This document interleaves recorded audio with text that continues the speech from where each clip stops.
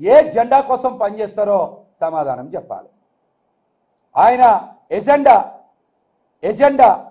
Telugu Desam party అధ్యక్షులు చంద్రబాబు నాయుడు గారిని ముఖ్యమంత్రి చేయడమా? ఆయన జెండా తెలుగుదేశం పార్టీని పైకి తీసుకురావడమా? జనసేన పార్టీని ఎప్పటికీ ఎదగనివ్వకుండా కేవలం చంద్రబాబు నాయుడు గారి పల్లకి మొయ్యడమేనా ఆయన ఎజెండా? దీనికి ఆయన సమాధానం చెప్పాలి. పవన్ కళ్యాణ్ గారి ఎజెండా చంద్రబాబు గారిని ముఖ్యమంత్రి చేయడమేనా? దీనికి ఆయన ముఖ్యంగా కాపు యువతకి ఆయన సమాధానం చెప్పాలి. ఎందుకు ఆయన జన సైనికులను కానీ కాపు యువతను కానీ వేరే మహిళలను కానీ తెలుగుదేశం పార్టీ జెండా మోసే కూలీలుగా తయారు చేసి దానికి త్యాగం అనే పేరు ఎందుకు పెడతా ఉన్నారో ఆయన సమాధానం చెప్పాలి. అసలు పవన్ కళ్యాణ్ గారి రాజకీయ లక్ష్యం ఏంటి? రాజకీయ పయనం ఏంటి? కనీసం ఆయనకైనా ఈ విషయాలు తెలుసా? సమాధానం చెప్పాలి. ఈ రోజున జనసేన పార్టీ ఉమ్మడి 10 జిల్లాల్లో అసలు పార్టీయే లేదు. పార్టీ నాయకులు వరుసగా జనసేన పార్టీలో రాజీనామాలు చేస్తూ పార్టీని వీడుతూ ముఖ్యమంత్రి జగన్మోహన్ రెడ్డి గారి మీద సంపూర్ణ నమ్మకం విశ్వాసంతో వారి నాయకత్వం పట్ల ఉన్న నమ్మకంతో మనం చూస్తూ ఉన్నాం. అందరూ కూడా వైసీపీ పార్టీలోనే చేరుతూ ఉన్నారు. ఈ విషయాన్ని రాష్ట్ర ప్రజలతో పాటు జన సైనికులు కూడా గమనించాలి. ఈ రోజున జనసేన పార్టీ ఉమ్మడి 10 జిల్లాల్లో ఎక్కడా కూడా లేదు.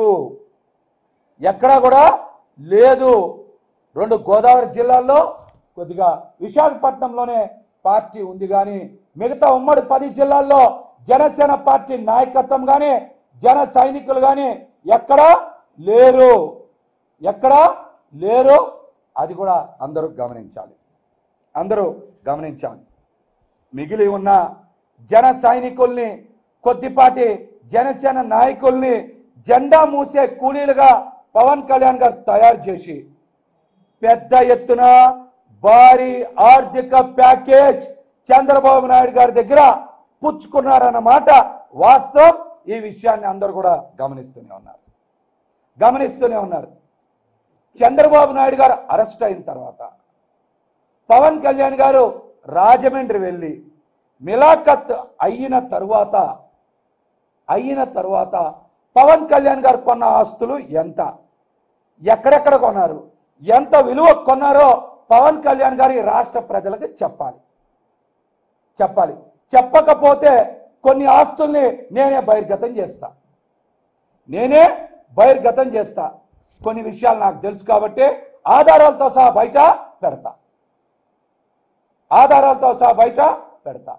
పవన్ కళ్యాణ్ గారు మిలాఖత్ అయిన తర్వాత 2023లో ఆయన చంద్రబాబు నాయుడు గారిని కలిసి బయటకు వచ్చిన తర్వాత ఆయన కొన్న ఆస్తులు ఎంత, ఆంధ్రప్రదేశ్లో కానీ తెలంగాణలో కానీ కొన్న ఆస్తులు ఎంత, వాటి విలువ ఎంత, ఎక్కడెక్కడ కొన్నారనేటువంటి వాస్తవాల్ని బయట పెట్టాలి. బినామీ పేర్లతో సహా బయట పెట్టాలి.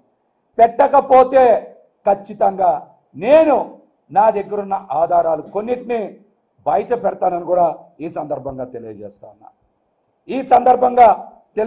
ఉన్నా. పవన్ కళ్యాణ్ గారు పదే నా దగ్గర డబ్బులు లేవంటున్నారు కదా. ఆయన పార్టీ అకౌంట్స్లో ఎంత డబ్బులు ఉన్నాయో చెప్పమనండి. పార్టీ అకౌంట్లో ఎంత డబ్బులు ఉన్నాయో చెప్పమనండి. ఎందుకు ఆ విషయాన్ని బహిర్గతం చేయరు? పార్టీ అకౌంట్స్ని బయట పెట్టాలి కదా, డబ్బులు ఎంత ఉన్నాయో చెప్పాలి కదా, ఎందుకు చెప్పరు?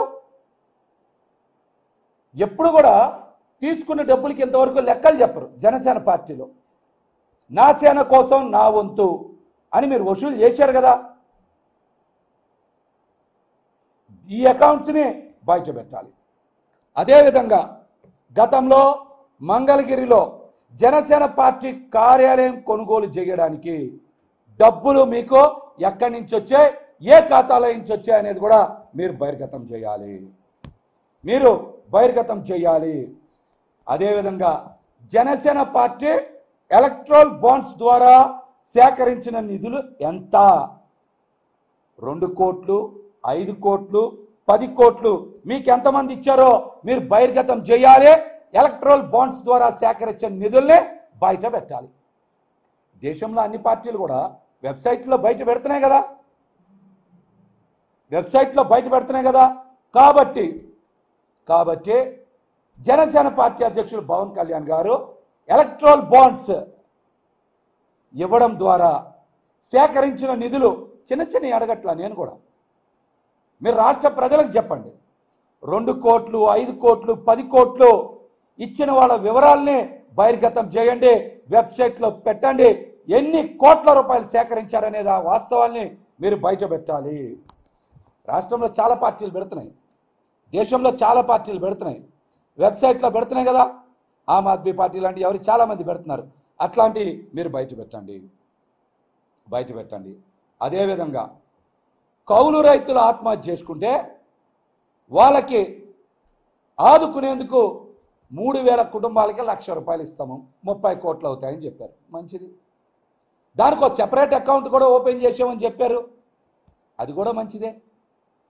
మరి కౌలు రైతులకి ఆర్థిక సాయం అందించేందుకు మీరు మొదట 5 కోట్లు ఇచ్చామని చెప్పారు.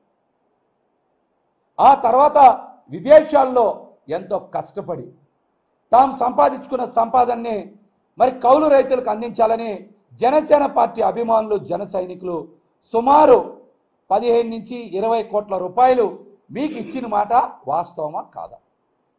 అలాగే చాలామంది మరి కౌలు రైతులకి సాయం చేయడానికి డబ్బులు ఇచ్చారు.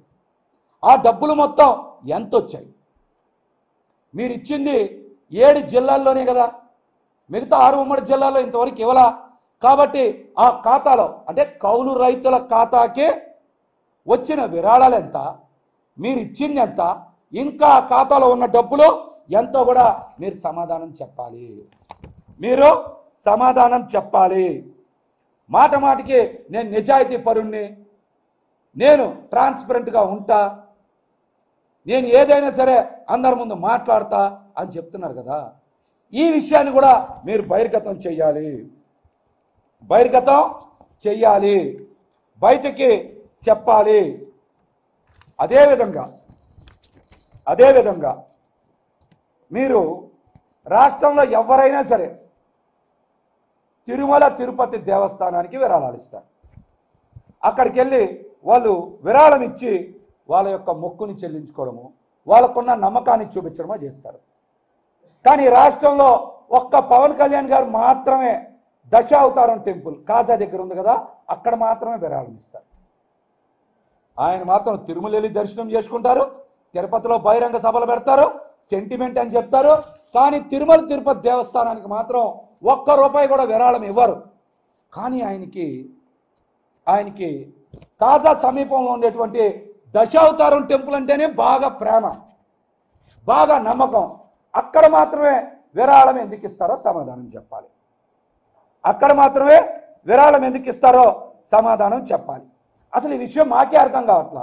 చాలామంది మీరు కూడా వెళ్తారు కదా, మురళి గారు వెళ్తారుగా, తిరుమల వెళ్తారు, హుండీలో 1000, 2000, 5000 వేస్తారు, మొక్కు చెల్లిస్తారు. కానీ మా పవన్ కళ్యాణ్ గారు తిరుమలలో చెల్లించారు మొక్కులు. అన్నీ ఎక్కడ చెల్లిస్తారు? దశావతారం టెంపుల్ కాజాలో చెల్లిస్తారు మొక్కులన్నీ. దానికి కారణం ఏంటో కూడా పవన్ కళ్యాణ్ గారు సమాధానం చెప్పాలి. ఈ రోజుకి